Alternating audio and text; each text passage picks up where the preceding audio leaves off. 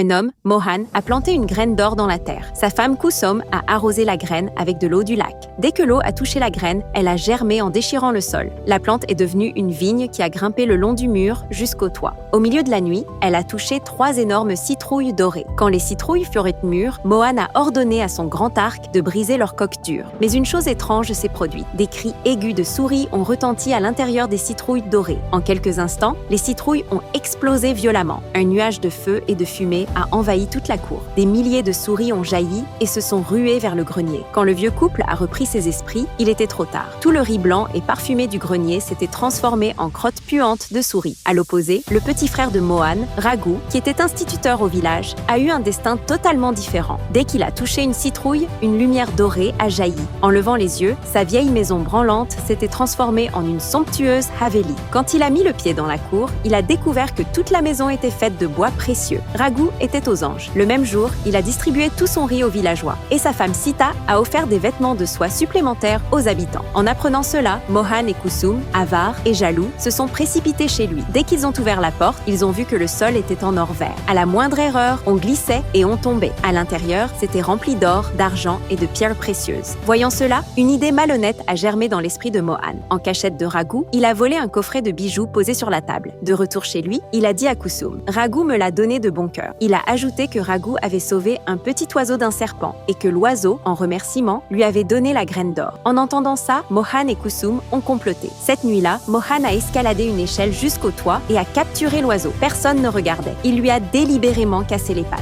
Le serviteur Kalu, qui voyait la cruauté de son maître, a tremblé. Mohan a fait semblant d'être gentil. Il a bandé les pattes, mis du baume et a supplié l'oiseau de lui rendre l'appareil à l'avenir en lui donnant une autre graine d'or au printemps prochain. Kalu a voulu avaler l'oiseau blessé, mais Mohan